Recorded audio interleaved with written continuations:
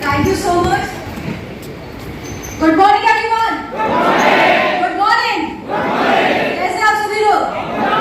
बढ़िया, जबरदस्त. So friends, आज इस हॉल में आके मुझे बहुत अच्छा लग रहा है और बहुत ज्यादा अच्छा इसलिए भी लग रहा है क्योंकि मुझे पता है कि आज दिल्ली में भी एक हिस्ट्री क्रिएट हो रही है. यस और नो? और ना सिर्फ दिल्ली में, पूरे इंडिया में बहुत सारी हिस्ट्री हर दिन बन रही है और हर दिन टूट रही है. और वेस्टीज में अगर हम आए हैं तो बहुत सारी हिस्ट्री क्रिएट करने के लिए आए हैं. यस? सो फ्रेंड्स, सबसे पहले मैं आप लोगों को अपना परिचय दूं. उसके पहले मैं चाहूंगी एक बार मेरे पेरेंट्स के लिए जोरदार तालियां होंगी.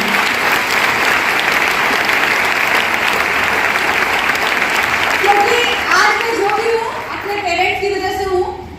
मुझे इस इंडस्ट्री में इंट्रोड्यूस करने का श्रेय मेरे पापा को जाता है. आज बहुत सारे ऐसे लोग होंगे जो आज अगर इस इंडस्ट्री में हैं और वो अपनी डॉटर्स को लेकर आते हैं इंडस्ट्री में, तो बहुत सारे एग्जांपल्स हैं, बहुत सारी स्टोरीज हैं, बहुत सारे लोग सफल हैं. लेकिन मेरे फादर ने मुझे इस इंडस्ट्री में उस समय इंट्रोड्यूस कराया जिस समय फीमेल्स बहुत ज्यादा सफल नहीं थी इस इंडस्ट्री में और फीमेल्स को लेकर ये माना जाता था कि ये सेल्स गर्ल्स है, प्रोडक्ट बेचने वाली है, ऐसी कुछ मान्यताएं थी. उस समय उनका जो विजन था इस इंडस्ट्री को लेकर, उन्होंने उस समय मुझे इस इंडस्ट्री में लॉन्च किया. मैंने ग्रेजुएशन किया, पीजी किया कंप्यूटर्स में. मेरे बड़े भाई अपना खुद का कंप्यूटर इंस्टीट्यूट रन करते थे और उस टाइम पे हमारे पास 4 ब्रांचेस थी. लेकिन उस समय मेरे फादर ने मुझे बोला कि आप मीटिंग में चलो, सेमिनार्स में चलो, तो बहुत बड़ा विजन रहा होगा. तो आज मैं जो भी हूँ अपने पेरेंट्स की वजह से हूँ. एक बार अगेन मैं चाहूंगी, एक बार जोरदार सबसे पहले मैं आप लोगों को अपने फैमिली बैकग्राउंड के बारे में बताती हूँ, क्योंकि बहुत बार ऐसा होता है जिन लोगों को आप स्टेज पर सुनते हैं, कई बार आपको ऐसा लग सकता है कि ये लोग किस्मत वाले हैं या ईश्वर ने कुछ ज्यादा इनके ऊपर मेहरबानियां कर रखी है या इनकी लाइफ में चैलेंजेस नहीं रहे होंगे. ऐसा लगता है आपको? ऐसा लगता है आपको? ऐसा इसलिए लगता है क्योंकि आप उन्हें जानते तब है जब वो सफल हो जाते हैं. और दुनिया में हर व्यक्ति तभी उसकी खोज शुरू होती है जब वो कुछ अच्छा कर जाता है. उसके पहले तक कोई भी, बहुत सारे लोग हैं जो अपनी लाइफ में स्ट्रगल कर रहे हैं और हमसे उनका कोई लेना देना नहीं है. नीरज चोपड़ा ने जब तक भाला फेंका नहीं था उसको भी कोई नहीं जानता था. ये सुन लो, कोई नहीं जानता था. लेकिन जिस दिन फेंका उस दिन से पूरी दुनिया वायरल हो गई, पूरी दुनिया खोज में लग गई. कौन है, कहां से है, कब से तैयारी चल रही है, कब से क्या चल रहा है. तो जब आप अपने संघर्ष के दौर में होंगे, किसी व्यक्ति से कोई लेना देना नहीं होता, क्योंकि हर व्यक्ति अपना अपना संघर्ष कर रहा है. हर किसी की लाइफ में चैलेंज है. इस हॉल के अंदर जितने भी लोग बैठे होंगे, इनकी अपनी जर्नी, अपनी यात्रा, अपने संघर्ष चल रहे होंगे. ये आपकी जिम्मेदारी है. अगर आप चाहते हैं कि लोग आपको ढूंढे, आपको सुने, तो आपको उस संघर्ष को सफलता में बदलना पड़ेगा. अगर मैं अपने बचपन की बात करूं तो हमारी फैमिली प्रयागराज में एक गाँव है, पीपल गाँव, जहाँ से हम बिलोंग करते हैं. मेरी मम्मी प्राइवेट स्कूल में टीचर रही. मेरे फादर ने बहुत सारे बिजनेसेस किए और हर बिजनेस में वो सुपर फ्लॉप होते चले गए. एक बिजनेस शुरू किया, हमारे घर में कारपेट की फैक्ट्री थी और उस फैक्ट्री में बहुत बड़ा लॉस हुआ. उस काम को शुरू करने के लिए मेरे फादर ने बैंक से लोन लिए थे और जब उस बिजनेस में लॉस हुआ तो उस लॉस को चुकाने के लिए, क्योंकि होता यह था कि एक के बाद एक बैंक लोन लिए गए और जब आप लोन सही समय पर नहीं चुकाते हैं तो आपने देखा है कि बैंक वाले वसूली के लिए आते हैं. कितने लोगों के ऊपर लोन है, किसी भी तरह का, कार लोन, हाउस लोन, किसी भी तरह का. देखो आधे से ज्यादा लोगों के पास है, तो वो कनेक्ट कर पाएंगे. जब आप लोन सही समय पर नहीं चुकाते हैं तो बैंक से वसूली वाले आते हैं. यस और नो? और वो वसूली वाले अकेले नहीं आते, उनके साथ कई सारे पुलिस वाले भी आते हैं.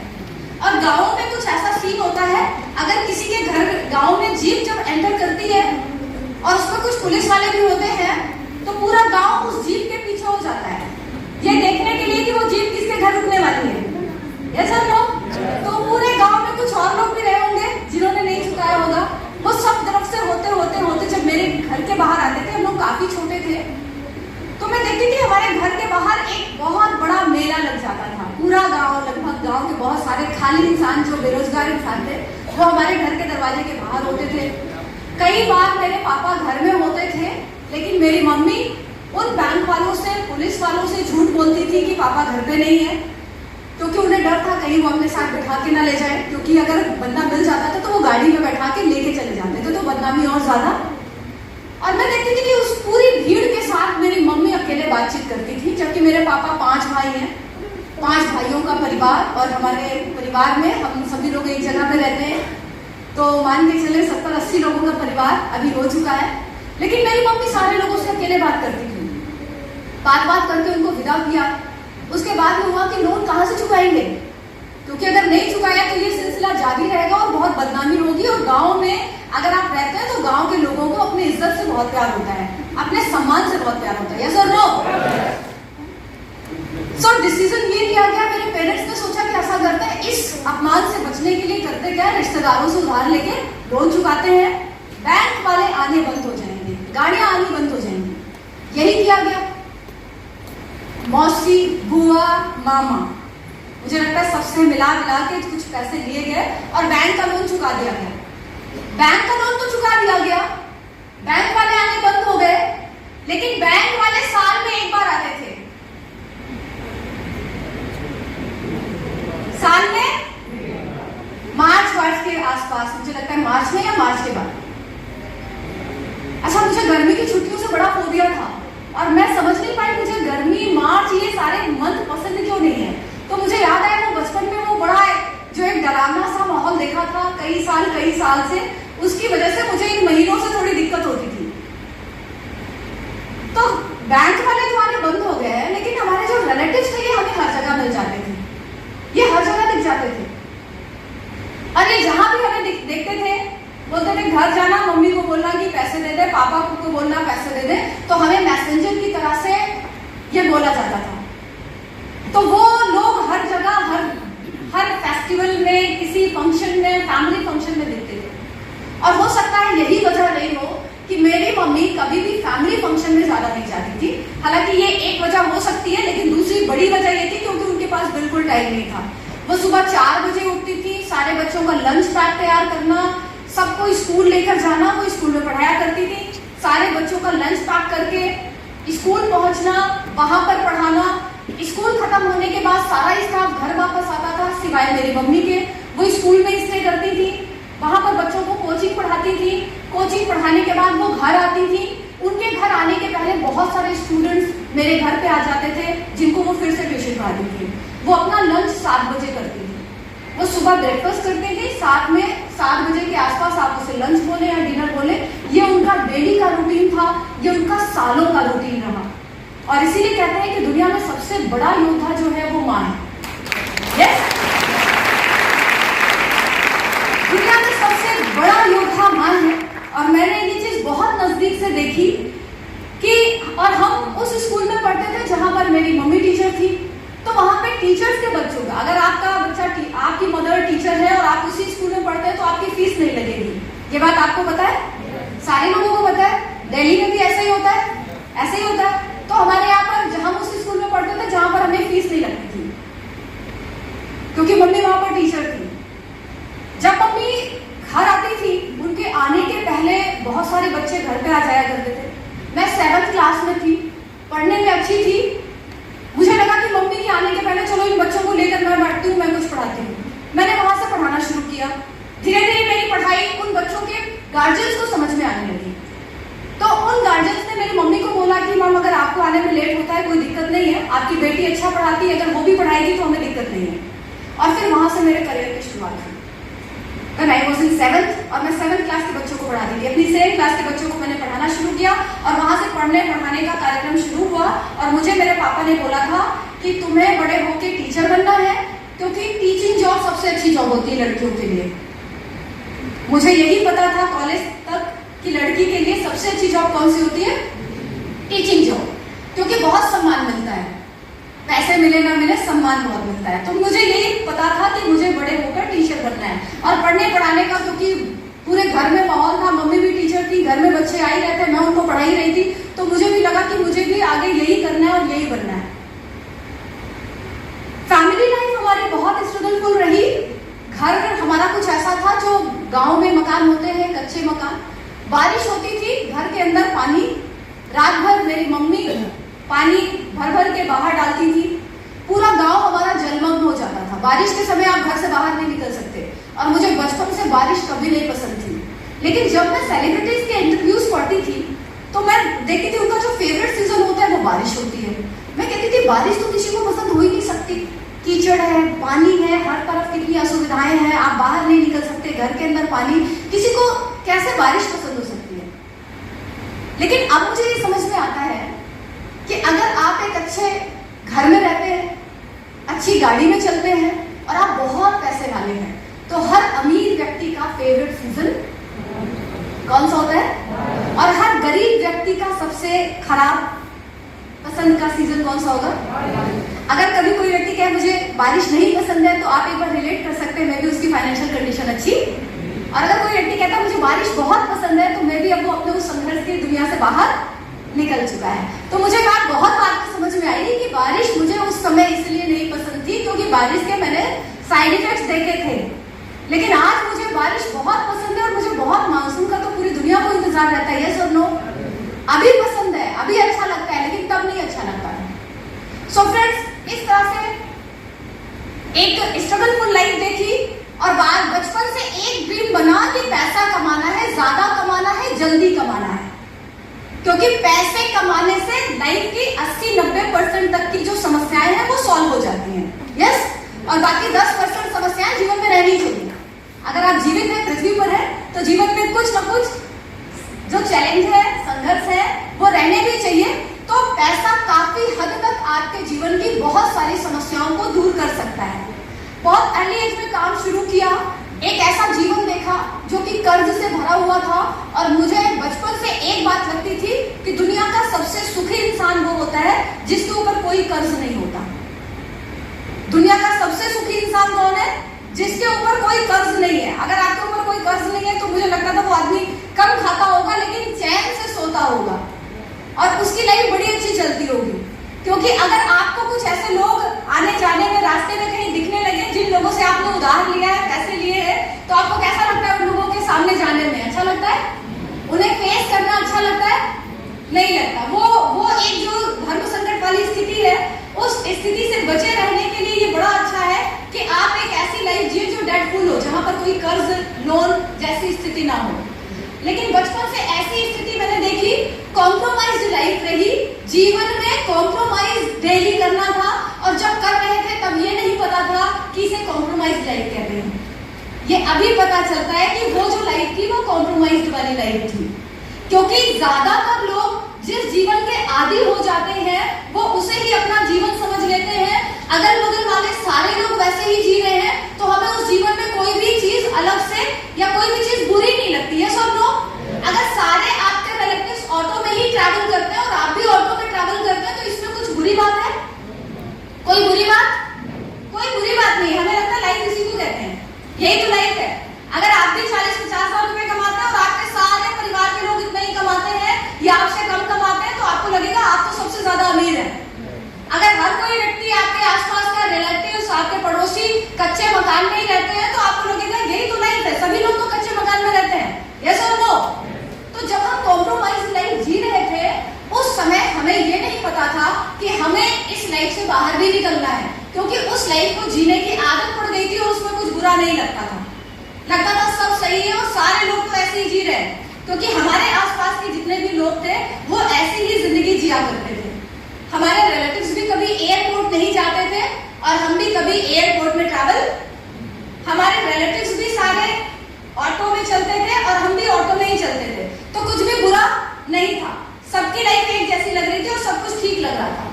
फ्रेंड्स, इसी दौरान मेरे फादर ने एक डायरेक्ट सेलिंग को ज्वाइन किया और हमें एक इवेंट को अटेंड करने का मौका मिला। मुझे ओ लेवल में एडमिशन लेना था, उसकी फीस के पैसे मुझे मिले हुए थे। हॉल में बहुत पीछे जाके मैंने उस सेशन को अटेंड किया और जीवन में पहली बार एक साथ एक छत के नीचे मैंने दुनिया के खुशी लोगों को देखा जो एक्साइटेड थे, खुश थे और तालियां बजा रहे थे। और यकीन माने, उस इवेंट के अलावा मैंने दुनिया में कभी उत्साहित लोग नहीं देखे थे। मुझे हर व्यक्ति चिंताग्रस्त, तनावग्रस्त, कर्ज में डूबा हुआ, किसी के जीवन में कोई चुनौतियां, लोग खुश भी रहते होंगे, उत्साहित भी रहते होंगे, तालियां भी बजाते होंगे, स्मार्ट भी दिखते होंगे, ये तो पता ही नहीं था। उस सेमिनार में बैठने के बाद मेरे अंदर ऐसी एनर्जी, ऐसा मोटिवेशन आया और मैंने कहा जिंदगी तो ये जी रहे हैं, कितनी अच्छी लाइफ है, स्टेज पे बोल रहे हैं, इतने लोग तालियां बजा रहे हैं। और मैं आपको बता रही हूँ, मैंने घर में नहीं पूछा, मम्मी से नहीं पूछा, पापा से नहीं पूछा, किसी से नहीं पूछा, और जो मैंने मुझे पैसे मिले थे एडमिशन लेने के, उन पैसों से मैंने उस बिजनेस को ज्वाइन कर लिया। अभी इस हॉल के अंदर ऐसे बहुत सारे लोग बैठे हैं जिन्हें हो सकता है ये बात समझ में आए कि उन्हें ये काम करना चाहिए, उन्हें कुछ और भी चीज समझ में आएगी, लेकिन अभी वो डिसीजन नहीं लेंगे, वो अभी डिसीजन नहीं लेंगे। वो पूरा सेमिनार 2 घंटे 3 घंटे का अटेंड करेंगे, तालियां भी बजाएंगे, बहुत सारे और अचीवर्स को सुनेंगे। इसके बाद वो कहेंगे अभी घर जाते हैं, पापा से पूछ के बताते हैं, मम्मी से पूछ के बताते हैं, हस्बैंड से पूछ लेते हैं, वाइफ से पूछ लेते हैं, यस और नो। उनका बस चले तो वो एक लेटर पैड निकाले और पूरे खानदान में जाके वो सिग्नेचर करवा के लेकर आए। जब सारे लोग परमिट कर देंगे उसके बाद वो ट्रस्टी ज्वाइन करेंगे, यस और नो। वो व्यक्ति अपना खुद का डिसीजन नहीं ले सकता, खुद का डिसीजन तब नहीं ले सकता जबकि वो प्रॉपर्टी बेचने नहीं जा रहा है, जबकि वो किसी का मर्डर करने नहीं जा रहा है, वो कोई रॉबरी करने नहीं जा रहा है, वो तब अपना डिसीजन नहीं ले सकता। आप मुझे बताओ, दुनिया में जितने भी क्राइम होते हैं, ये क्राइम करने वाला व्यक्ति अगर एक बार अपने पापा से बात कर ले कि पापा ऐसी प्लानिंग बन रही है, हम 4 लड़के हैं और हमने ये प्लान किया है कि हमें ये वाला एटीएम रात में करके उखाड़ना है, पापा क्या करना चाहिए? उसके पापा उसे क्या एडवाइस करेंगे? मना कर देंगे, ऑफ कोर्स मना कर देंगे। आप एक 4 लड़के हैं अपना बर्थडे सेलिब्रेट करने जा रहे हैं और उनको मन हो रहा है कि आज तो हम ड्रिंक करेंगे पहली बार, और ये चारों लड़के एक बार अपने घर पे कॉल कर दें और अपनी मम्मी से पूछें कि मम्मी ऐसा ऐसा पार्टी में आए हैं और सोच रहे हैं आज ऐसा पी ले, मम्मी क्या बोलेगी? 90% तो मना ही कर देंगी, यस और नो। दुनिया में 90% लोग अगर क्राइम करने के पहले एक बार अपने उन्हीं रिलेटिव से पूछें जो व्यक्ति ज्वाइन करने के पहले बोलते हैं ना, पहले इनसे पूछ ले, हस्बैंड से पूछे, वाइफ से पूछे, पड़ोसी से पूछे। अगर कोई क्राइम करने के पहले आप एक बार उन लोगों को याद करके पूछ लो ना, तो दुनिया में वैसे ही आधे क्राइम कम हो जाएंगे, आधे से ज्यादा क्राइम कम हो जाएंगे। लेकिन ऐसे कामों के समय हम नहीं पूछेंगे जहां पर लोग आते हैं, बोलते हैं 1 लाख लगाओ, 6 महीने में 2 लाख हो जाएगा। लोग किसी से नहीं पूछते, किसी से नहीं पूछते। महिलाएं पता है अगर घर में जेवर रखा है, कैश चुरा के कुछ भी जमा किया है, हस्बैंड तक से नहीं पूछती वो 1 लाख रुपए। हस्बैंड को तो तब पता चलता है जब रोना गाना घर में बजता होगा, उसके पहले तक तो हस्बैंड तक को नहीं बताती, यस और नो। वहां पे दे देते हैं। एक व्यक्ति आ जाए उनको बस ये बोलते भाई कुछ नहीं करना पड़ेगा। दुनिया में सबसे प्रिय वाक्य, सबसे प्रिय वाक्य पूरी दुनिया में, एक व्यक्ति ऐसा है कहता भाई एक बार 2 लाख रुपए और फिर आराम से सो जाओ। और दुनिया में इतने मूर्ख लोग कि वो एक बार 2 लाख रुपए देकर वो सोना ही चाहते हैं और वो सोने चले जाते हैं, और फिर वो नहीं सोते हैं, न जाने वो कितनों को सुला देते हैं, कितने उनके साथ सो जाते हैं, यस और नो। वहां पर किसी से पूछते हैं। मैं कई बार सोचती हूँ यार कैसे 2-4-5 हजार के प्रोडक्ट लेने के लिए तो इतना शास्त्रार्थ, डेमो दिखाओ, प्लान दिखाओ, वीडियो दिखाओ, सक्सेस स्टोरी सुनाओ, फिर अपलाइन से भी बात ही करा दो, फिर किसी और ऐसे को ढूंढो जिसको किडनी में फायदा हुआ था, सर आप बताओ, सर आप बताओ, गवाह सबूत सब कुछ। 4-6 हजार का प्रोडक्ट,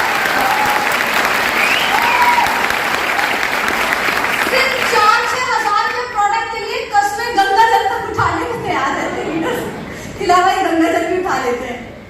और वहां पर एक लुटेरा आता है, स्मार्ट सा लुटेरा, कुछ मीठी मीठी बातें करता है, पता नहीं अपनी पोटली से कौन सा जादू निकालता है, जादूगर ही होगा कोई।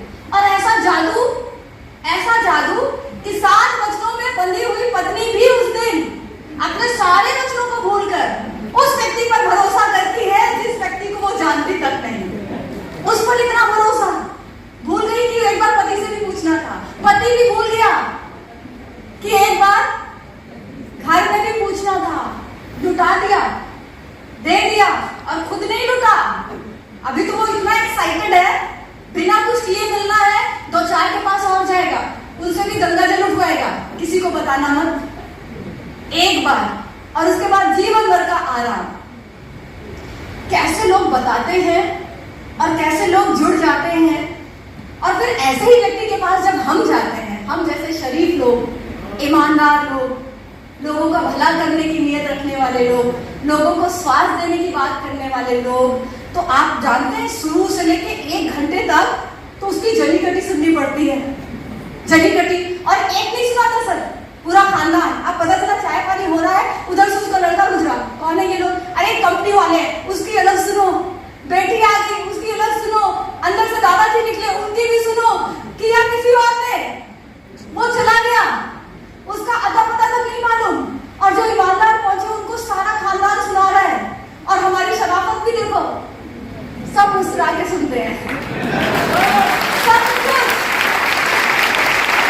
मुस्कुरा के सुनते हैं उनकी बातें। मैं आपको बताऊं, दुनिया का सबसे अक्खड़ इंसान, अपने खानदान का सबसे नवाब इंसान, आप उसको डायरेक्ट सेलिंग में 5 साल के लिए डाल दो, दुनिया का सबसे बड़ा जेंटलमैन बन जाएगा, सबसे बड़ा जेंटलमैन।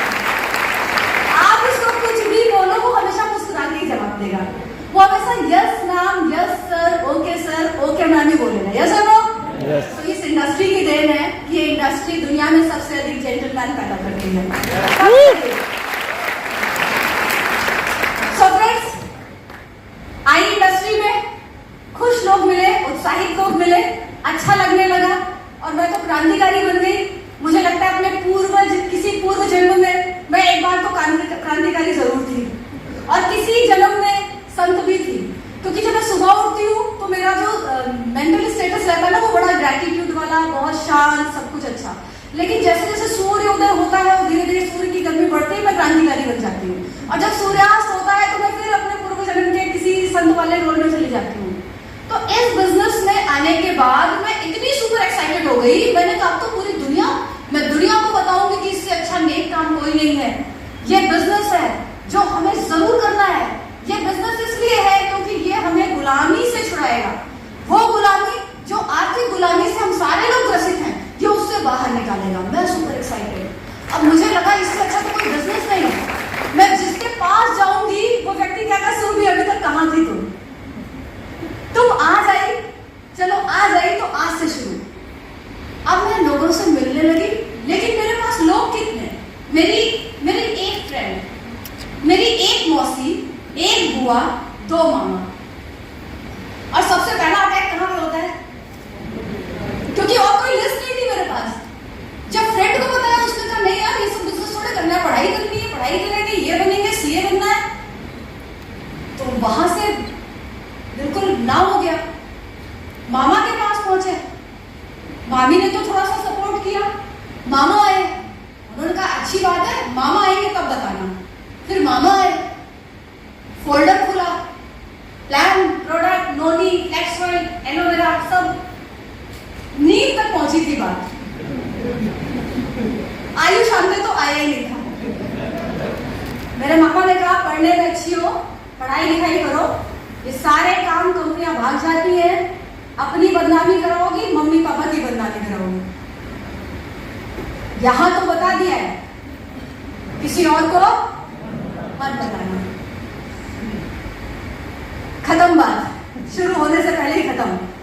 मौसी के पास पहुंची, फोल्डर खुला, पहले माहौल बनाया, फोल्डर निकाला ही था। और मैं आपको बता रही हूँ, मेरी मौसी, उन्होंने मतलब उन्हें तो जज होना चाहिए, क्योंकि वो फैसले लेती हैं और जजमेंट देती हैं, वो गलत वो सही, ऐसा ऐसा ऐसा ऐसा, और पता नहीं कैसे सारे रिलेटिव्स उनको सही मानते हैं। मुझे तो आज तक समझ नहीं आया, बिना किसी डिग्री के उनके फैसलों को सही सिद्ध कर दिया जाता है। मेरा फोल्डर निकला था, उसने कहा रखो, मुझे सब पता है, ये सब बड़ी कंपनी है, फंसने फंसाने का काम है, इसकी टोपी उसको पहनाओ। फोल्डर बंद, बैग के अंदर। बुआ ने तो टाइम ही नहीं दिया मिलने के लिए, बंद। तीनों जगह से, चारों जगह से बातें खत्म। अब मैं किसके पास जाऊं? पापा का मोबाइल था और उसमें लिस्ट थी।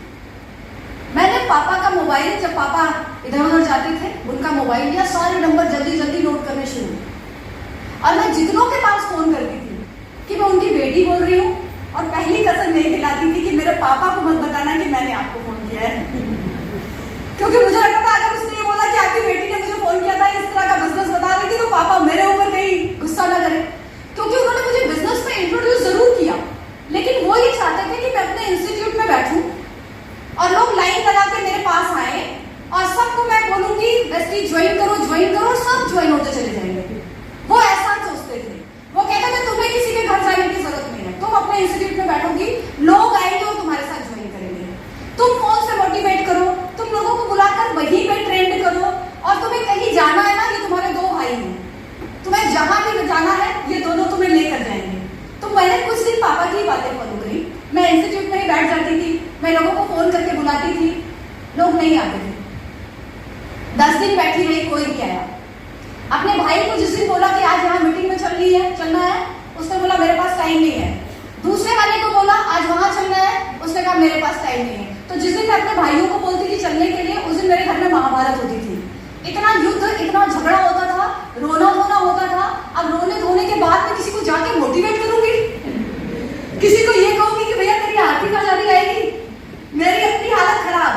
तो मैंने 2 निर्णय लिए, ना तो पापा की बात सुनूंगी कि ऑफिस में बैठ के लोगों को बुलाऊंगी, ऐसा होगा नहीं, और इन भाइयों से तो कभी नहीं कहूंगी कि मुझे लेके कहीं चलो, क्योंकि दोनों कहीं जाएंगे नहीं मेरे साथ। हाँ, युद्ध जरूर होगा हर दिन। तो ये दोनों चीजें मैंने किनारे करी और मैंने खुद से अपने से लिस्ट निकाली, लोगों से मिली, ऑटो में जो मिला उसका नंबर लिया, जो जहां मिला, रॉन्ग कॉल आई, किसी ने मुझे गलती से कहीं एड्रेस पूछ लिया, जो जहां भी भूले भटके प्राणी मिले, मैंने सबका नंबर लिया, हर किसी का नंबर लिया। मुझे एक बात पता थी, वो कहते हैं कि जब गोपियां कृष्ण में हो गई तो उन्हें लताओं में भी कृष्ण नजर आते थे। एक व्यक्ति जब वेस्टीज में हो जाएगा तो दूध वाले में क्राउन नजर आएगा, अखबार वाले में भी क्राउन नजर आएगा, दूध वाला, अखबार वाला, रिक्शे वाला, ऑटो वाला, बस वाला, रॉन्ग कॉल, कोई भी व्यक्ति कहीं भी दिखेगा, आपको तो क्राउन दिखना चाहिए। यस और नो? मैंने सबके नंबर लिए, सबको प्लान देना शुरू। जिस दिन सेमिनार्स होते थे ना, मैं अपने घर के कोने में चली जाती थी, क्योंकि मेरे पापा को जब ये पता चलता था कि मैंने इतने लोगों को फोन किया है और कोई नहीं आया है, तो मैं तो डिमोटिवेट नहीं होती थी, मैं तो सुपर एक्साइटेड। लेकिन मेरे पापा कहते थे तूने इतने लोगों को फोन किया, कोई नहीं आया, किसी को फोन नहीं करना है, जिसको आना होगा अपने से आएगा, ज्वाइन करेगा, तुम्हें किसी के पास नहीं जाना। वो मुझे ऐसा बोलते थे। मैंने सोचा पापा की बात तो छोड़नी पड़ेगी, कुछ गड़बड़ है। मैं उत्तम सर के पास गई, मैंने उत्तम सर से पूछा सर क्या करना होगा? उन्होंने कहा 2 काम, हर मीटिंग, ट्रेनिंग, सेमिनार में डायरी पेन के साथ सबसे पहली रो पे बैठना होगा। मैंने कहा रेडी। उन्होंने कहा 1 दिन में कितने प्लान दिखा सकती हो? मैंने कहा आप बताओ कितने दिखाने चाहिए। एक कंपनी तो बोलती है 3 दिखाने चाहिए, आप जितनी जल्दी सफल होना चाहते हो प्लान के नंबर उतने बढ़ा दो। मैंने कहा सर मैं 10 दिखाऊंगी, मैं 10 दिखाऊंगी, मुझे 1 लाख रुपए महीने में चाहिए, 1 लाख रुपए महीने का चाहिए। उसके बाद से पापा क्या कहते थे मैं नहीं सुनती थी, क्योंकि पापा को वेस्टीज का पता, उत्तम सर को वेस्टीज का पता था, क्योंकि वो 1 लाख रुपए वेस्टीज में कमा रहे थे।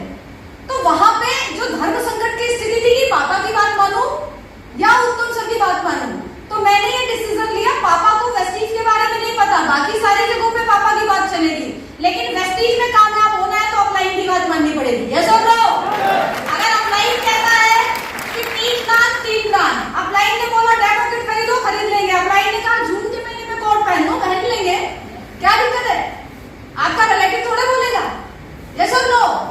तो आपका अपलाइन आपके जीवन का वो शख्स है जो संघर्ष में आपके साथ होता है। आपको पता है अभी सेमिनार से निकल के आप जाना, अपने घर जाना, अपने पापा को बोलना कि पापा आज सुरभि सिंह को सुन के आया हूं और आज ये डिसीजन लिया कि 4 लाख रुपए महीने कमाऊंगा वेस्टीज से। पापा क्या बोलेंगे आपके? क्या बोलेंगे? तुझे 20,000 की नौकरी कोई ना दे, तू 4 लाख रुपए महीने कमाएगा? तुझे पता है तू हाई स्कूल में 3 बार फेल हुआ था। आज जाके अपनी वाइफ को बोलिएगा कि आज सेमिनार अटेंड करके आया हूं और मैंने ये डिसाइड किया अगले 1 साल के अंदर ऑडी कार खरीदूंगा। वाइफ क्या बोलेगी? वाइफ बोलेगी तो और ऑडी कार, टूटी बाइक से तो इतने साल से चला रहे हो, मेरे पापा ने जो दहेज में दी थी वो बाइक तक नहीं बदल पाए हो तुम और ऑडी कार। यस और नो? यही बात, इस हॉल से निकलना और अपने अपलाइन को बोलना कि सर आज मैंने ये डिसीजन लिया है कि अगले 2 साल के अंदर ऑडी कार होगी और 4 लाख रुपए महीने की इनकम होगी। आपका अपलाइन आपको क्या बोलता है? क्या बोलता है? क्या बोलता है? आपका अपलाइन आपको बोलता है yes you can do it, मैं तुम्हारे साथ हूं और तुम हर वो अचीवमेंट लोगे जो आज तुम बोल रहे हो। यस और नो? दुनिया में हर व्यक्ति आपको तब सैल्यूट करता है जब आप स्टेज पर होते हैं, आपके पास अचीवमेंट होता है, आपके संघर्ष की यात्रा में एक व्यक्ति सिर्फ आपके साथ होगा और 2 होगा आपका अपलाइन, उसका हाथ कभी मत छोड़ो, क्योंकि वो अगर आपके साथ है, हजारों डाउन लाइन चले जाएंगे ना, फिर भी लाखों बना लोगे। ये सब नो? श्री कृष्ण मिल गए थे ना अर्जुन को, कहा था हथियार भी नहीं उठाऊंगा, शस्त्र भी नहीं उठाऊंगा, लेकिन फिर भी पूरे महाभारत के युद्ध के परिणाम को उन्होंने बदल दिया। ये पावर होती है अपलाइन की। वो जिस पक्ष में खड़ा हो जाए, विजय उधर तय है। वो जिस पक्ष में खड़ा हो जाएगा उसकी विजय निश्चित है, क्योंकि श्री कृष्ण ने क्या बोला कि मैं डायरेक्ट आके किसी की मदद नहीं करता, लेकिन मैं जिस पक्ष में खड़ा हो जाऊंगा हवा भी उसके विपरीत नहीं चल सकती। आपका अपलाइन अगर आपके पक्ष में खड़ा भी है ना फ्रेंड्स, आपकी सफलता निश्चित है। देखो मैं बहुत लॉजिकल नहीं थी, इमोशनल थी, डायलॉग सुनती थी, पीछे से राष्ट्रभक्ति के गीत लग जाए तो मेरे तंत्रिका तंत्र झंकृत हो जाते थे, मेरे रक्त का जो प्रवाह था वो बढ़ जाता था, हृदय की धड़कन बढ़ जाती थी। और मुझे तो इस माहौल से इतना प्यार रहा कि पैसे आए कि नहीं आए मैंने कभी कैलकुलेट नहीं किया, कभी कैलकुलेट नहीं किया मैं कमा रही हूं या गंवा रही हूं। बहुत लंबा समय लगा, फिर भी एक्साइटेड, मोटिवेटेड। क्यों? क्योंकि मुझे ये एनवायरनमेंट पसंद था, मुझे ये माहौल पसंद था, और इस माहौल जैसा माहौल आपको दुनिया में कहीं नहीं मिल सकता, दुनिया में कहीं नहीं मिल सकता। मुझे हाउस फंड करना था फ्रेंड्स, हाउस फंड 1 महीने किया था, दूसरा महीना मेरा सेकंड मंथ था हाउस फंड का। मेरे गांव में उस समय पीलिया कुछ ज्यादा हो रहा था लोगों को, 1 को हुआ, 2 को हुआ, 3 को, 1 लोगों की डेथ हो गई। अब उसी समय मुझे भी कुछ ऐसा लगा, वीकनेस लगती थी, भूख नहीं लगती थी, वॉमिटिंग हो रही थी, तो मुझे थोड़ा सा संदेह हुआ कि लग रहा है ये सिम्टम वही है। जाके पैथोलॉजी में टेस्ट कराया, ब्लड टेस्ट कराया, पता चला पीलिया है। मैंने कहा घर में बता दूंगी तो घर से निकलने नहीं देंगे, घर में बंद कर देंगे, और इस समय हाउस फंड करना जरूरी है। सारे प्रिकॉशन लिए मैंने, सारे वो मेडिसिन लिए, प्रोडक्ट लिए जो मुझे उस समय लेने चाहिए, अपना पूरा ख्याल रखते हुए मैंने अपना हाउस फंड किया। मैं घर में मैंने बताया नहीं, घर से निकली, धूप में निकली, पैदल चली, जो करना था करा, लेकिन मैंने हाउस फंड किया। सफलता आपकी जिम्मेदारी है, आपको दीवाना पड़ना पड़ेगा, कोई और नहीं आएगा। मेरा एक्सीडेंट हुआ 18 दिसंबर, गाड़ी चला रही थी, पहली कार आई थी मेरे पास, खुद ड्राइव करके मैं कौशाम्बी मीटिंग करने जा रही थी, गेहूं का खेत, दिसंबर का महीना, जैसे एक शार्प टर्न आया, मुझे समझ में नहीं आया, एक्सीलरेटर में पैर ज्यादा तेज से पड़ गया, 70 की स्पीड 150 में हो गई और गाड़ी उड़ गई। गाड़ी उड़ के गड्ढे में गई, 15 फुट नीचे गड्ढे में, गेहूं के खेत में, चारों पहिए ऊपर, मैं गाड़ी के अंदर। गाड़ी में कुछ भी नहीं बचा था मेरे अलावा, कुछ भी नहीं बचा था। कांच जो टूटा मैं उससे बाहर निकली, सर में चोटें आई थी, और मैं 365 दिन यूनिफॉर्म पहनती थी, अभी भी पहनती हूँ, maximum days Vestige T shirt daily. अब जब मैं बाहर निकली, मेरी व्हाइट कलर की जो शर्ट थी वो पूरी रेड हो चुकी थी। मैंने अपने भाई को फोन किया, यहाँ पे एक्सीडेंट हो गया, उन्हें लगा कि हल्का फुल्का कोई ऐसा ही चोट आया होगा। तब तक मैं गांव के दूसरे लोगों ने जो देखा वो दौड़ के आए, भीड़ लग गई, वो मुझे लेकर बगल के हॉस्पिटल में पहुंचे, और उसके 1 दिन के बाद लखनऊ का अवार्ड फंक्शन था। मैं घर पहुंची, लोग मुझसे मिलने घर पे आते थे और मैं घर पे नहीं होती थी, मुझे देखने के लिए घर पे आते थे, मैं घर पे नहीं होती थी। जब मैं घर पहुंची, मम्मी ने मेरी रेड कलर की पूरी शर्ट देखी, सर पे चोट देखी, वो रोने लगी। और 1 दिन के बाद जब सुबह 4 बजे मैं उठी, मैं अपने से उठ नहीं पाती थी, मुझे पूरे बैक में इतना ज्यादा जट लगा था कि मुझे उठने बैठने में भी दिक्कत होती थी। और मैं रेडी होने लगी ना लखनऊ अवार्ड फंक्शन जाने के लिए, मेरी मम्मी मेरे पास आई, वो रोने लगी। उन्होंने कहा नहीं, इस कंडीशन में तुम नहीं जाओगी, परसों एक्सीडेंट हुआ है और आज इतनी लंबी ट्रैवल। मैंने कहा मम्मी मैं ठीक हूँ, मैनेज कर लूंगी और मैं जाऊंगी, मेरी टीम के आज सारे लोगों को अवार्ड मिलेगा और मुझे बैठ के देखना है अपनी टीम को कि उन्हें अवार्ड मिलते हुए कैसा लग रहा है, और मुझे तालियां बजानी है उनके लिए। मम्मी ने मना किया, लेकिन फिर भी मैंने किसी तरह से ड्रेस पहनी, और उस समय की कंडीशन ऐसी थी कि अगर गाड़ी के टायर के नीचे एक छोटा सा कंकड़ भी आता था तो 63 खरब कोशिकाओं में दर्द होता था। और आपको पता है प्रयागराज से लेकर लखनऊ तक में इतने ब्रेकर, इतने गड्ढे, और हर बार जब कुछ भी चीज गाड़ी के पहिए के नीचे आती थी पूरे शरीर में दर्द होता था। मैं यात्रा करके गई, पूरे अवार्ड फंक्शन को अटेंड किया और उसके बाद उतनी लंबी ट्रैवल करके मैं बाहर आई। आज इवेंट्स में आने के लिए किसी को सर्दी जुकाम बुखार तक हो जाए, जरा सी खरोच आ जाए, स्क्रैच पड़ जाए हल्का सा, तो लोग कहते हैं सर चोट लगी है, ये सब लोग चोट लगी है। जरा सा सर दर्द हो जाए तो बोलते सर बहुत तबीयत खराब है।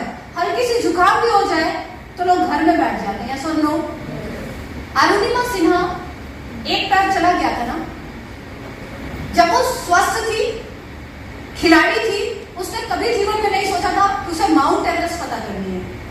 लेकिन उसने उस निर्णय को अपने जीवन में उस समय लिया जब वो अपने जीवन के सबसे बुरे दौर से गुजर रही थी। एक पैर से हॉस्पिटल से डिस्चार्ज हुई, घर नहीं पहुंची, किसके पास पहुंची? बछेंद्री पाल के पास। और वो बोलती कि मैम मुझे माउंट एवरेस्ट पता करना है, बताओ कैसे करना है। अब यही बात अगर मम्मी पापा से बोल देती तो मम्मी पापा कहते पागल हो गई है। पड़ोसी से बोलती तो क्या बोलते? मेंटल हो गई है। रिश्तेदारों से बोलती तो क्या बोलते? चल लेना, इतनी काफी होगी। माउंट एवरेस्ट एक पैर से, लेकिन उसने सही व्यक्ति को चुना।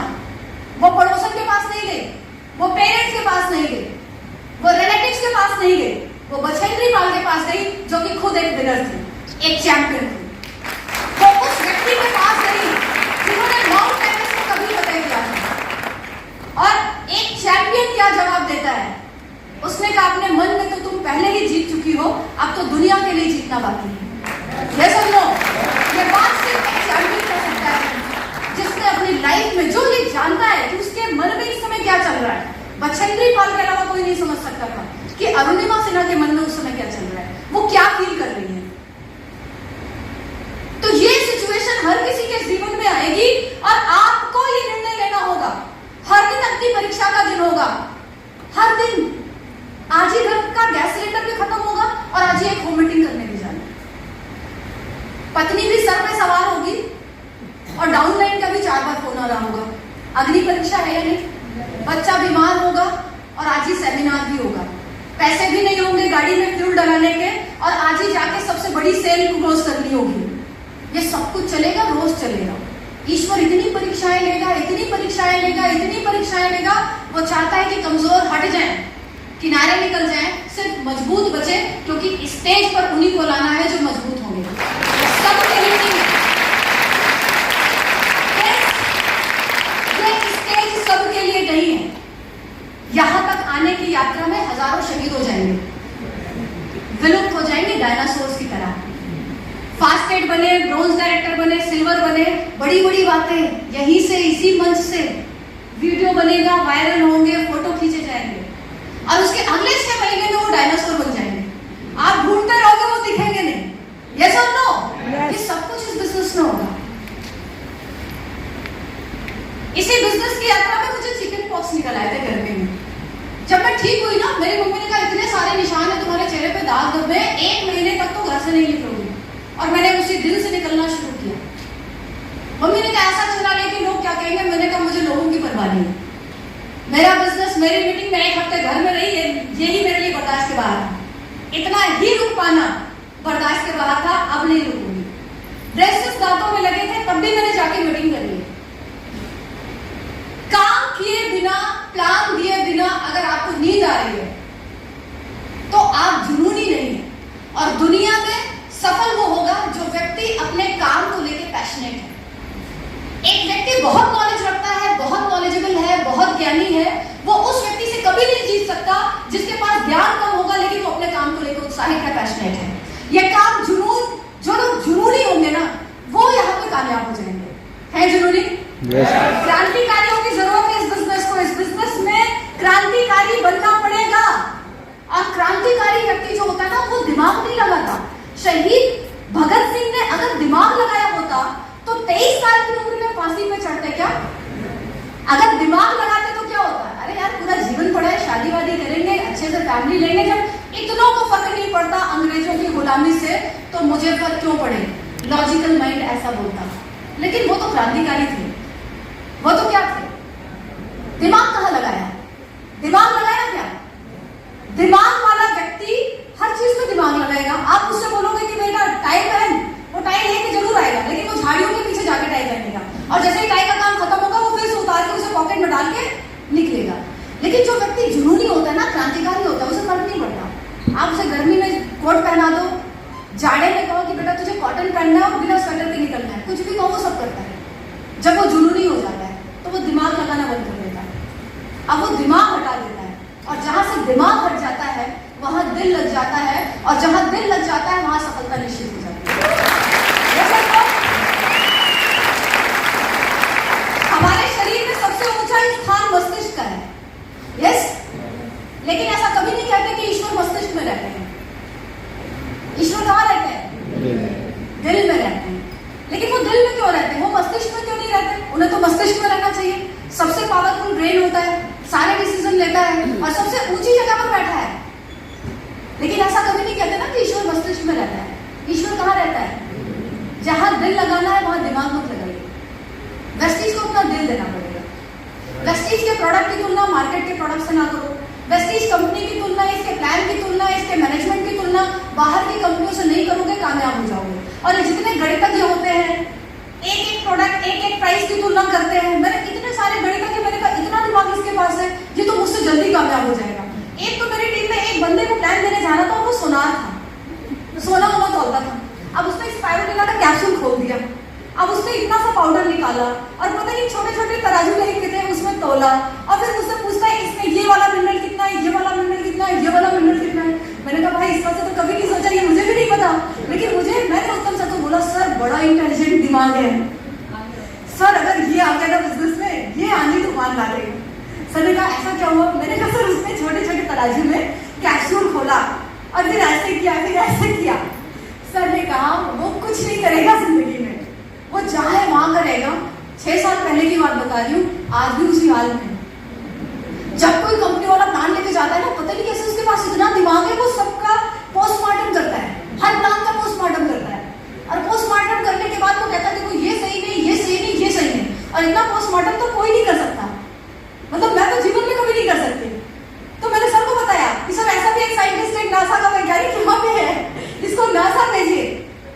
तो फ्रेंड्स हमें ये बात समझनी पड़ेगी कि अगर हम इस बिजनेस में आए हैं तो यहाँ पे दिमाग कम रहेगा तो नहीं, दिमाग कम रहेगा तो ही कामयाब हो पाएंगे। ज्यादा आइंस्टीन वाला दिमाग होगा तो जिसके पास दिमाग ज्यादा होता है वो 4 प्लान जाके स्टडी करता है मार्केट में, फिर वो कंपेयर करता है।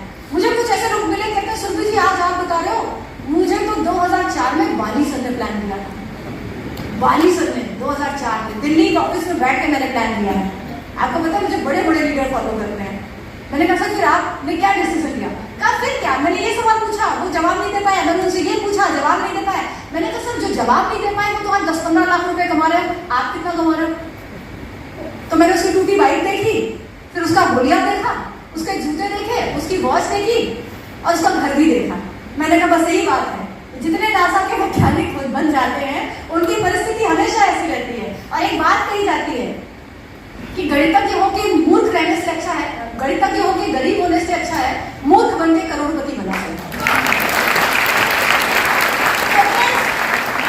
धीरे धीरे लोग मिले, कमिटमेंट वाले लोग मिले, सक्सेस जर्नी धीरे धीरे शुरू हुई।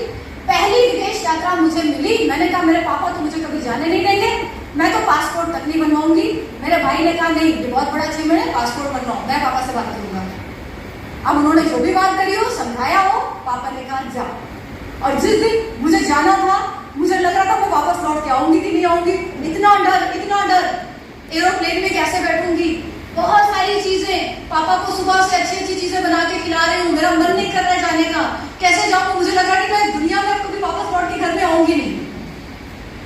लेकिन फ्रेंड्स मेरी मम्मी एक टीचर है, स्कूल में डेली बताती थी अपने स्टाफ को, डेली क्या बताती थी कि मेरी बेटी फॉरेन जा रही है।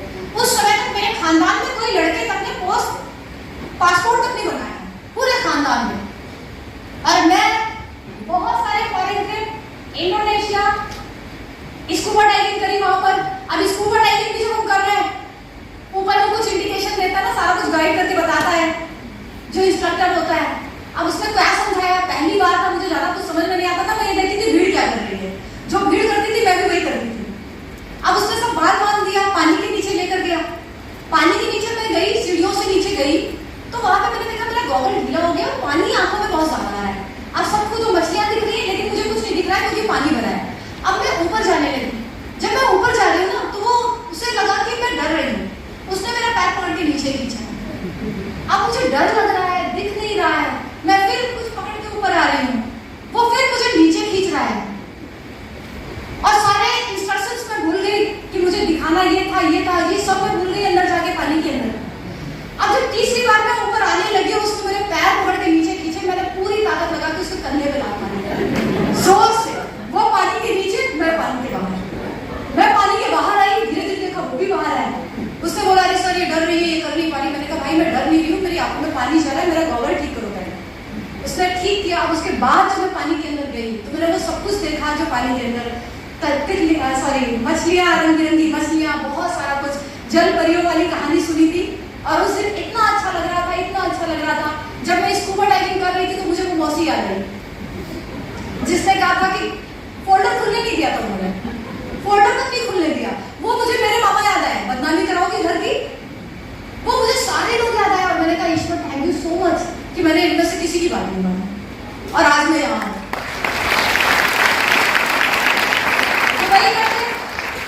बहुत सारे वॉलंटियर के स्टार क्रूज। अब देखो ये बंदा जो खड़ा है ना, मैंने इसी से मांगा था तिरंगा।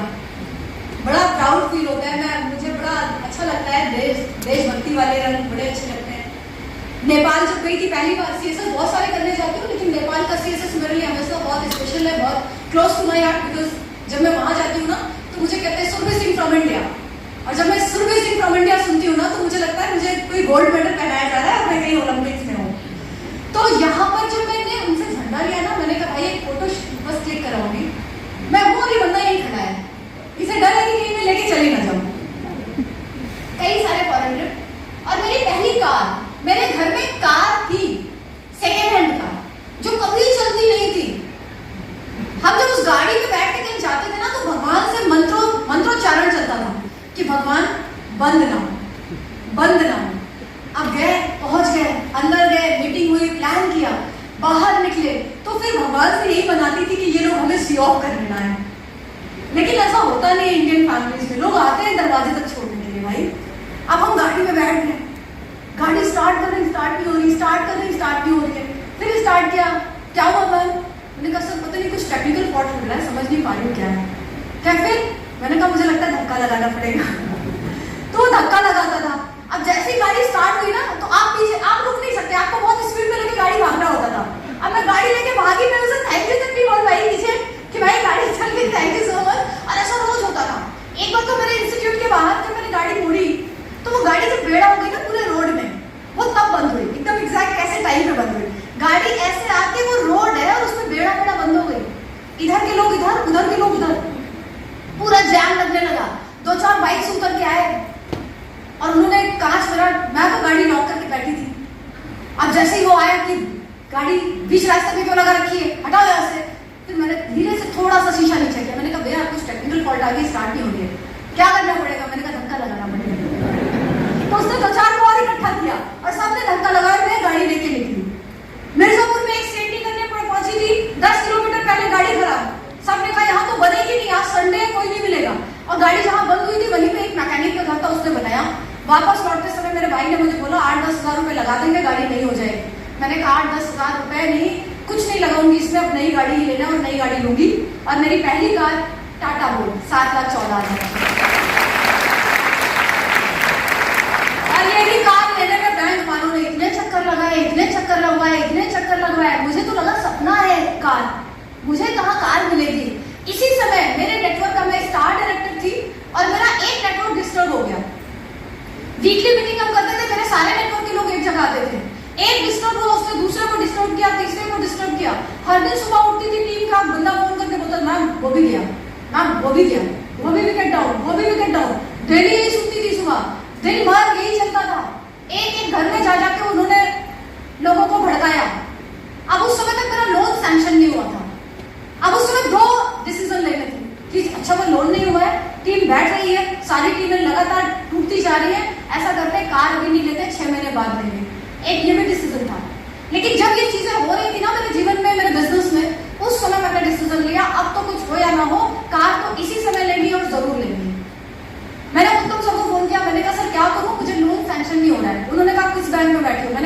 पीएनबी बैंक में। उन्होंने कहा रुको मैं आ रहा हूँ, गारंटर मांग रहे थे, सर अपना सारा डॉक्यूमेंट लेकर आए, गारंटर बने, साइन किया, मुझे चेक मिला, डीडी बना के दी, और जाके सेम डे मैंने ये गाड़ी ली, उत्तम सर ने क्रेटा ली थी और मैंने टाटा बोल्ट ली। और जब ये कार जिस दिन ली, मेरे घर में मम्मी पापा को नहीं पता था हम कार ले रहे हैं।